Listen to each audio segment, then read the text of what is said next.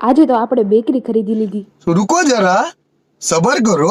સાહેબાન મહેરબાન કદરદાન, સ્વાગત છે તમારું આજના વ્લોગમાં. મારું નામ છે પ્રિયાંશી.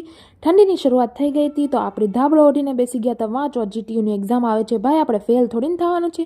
ગાજર ખાઈને આપણે વાંચવા બેસી ગયા હતા. હો આજે તો વાંચી જ નાખવાનું છે બધુંય.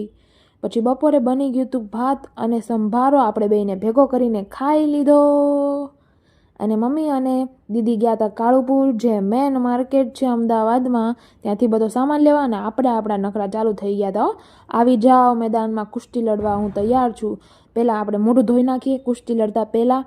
તો આ બધા હું નખરા કરતી હતી અને ધોયા પછી મોઢું થોડુંક ચમક્યું. હો ભાઈ, પછી તો જો મમ્મી અને દીદી પણ આવી ગયા હતા બધું ભરીને આખા થેલાઓ. અને હું અને દીદી પાછા નીકળી ગયા અમારી ગાડી લઈને સાબુની પેટી લેવા. સાબુની પેટી લેતા લેતા રસ્તામાં અમને ગુલશન બેકરી દેખાઈ ગઈ રખિયાલ પાસે, તો જે બહુ ફેમસ હતી. તો અમે ત્યાં ઘરી ગયા. અમે તો બેકરી લેવાનું વિચાર્યું પણ આપણી ઓકાતમાં નહોતું. તો આ બધી કેક જોઈને મારા મોઢામાં તો પાણી આવી ગયું. અને મેં અંકલને એક બિસ્કિટ ટેસ્ટ કરવા માટે માંગ્યું, એને આપ્યું અને મેં ખાઈ લીધું. અને આપણે લક્ષ્મણ બ્રિજ ઉપર લક્ષ્મણની રાહ જોતા હતા પણ લક્ષ્મણ ન આવ્યા. અને પછી અમે અમારું મોઢું જોવા માંડ્યા. અને બહાર ગયા હોય ને પકોડી ન ખાઈ એવું બને નહીં. પકોડી ખાઈને ઘરે આવ્યા હતા.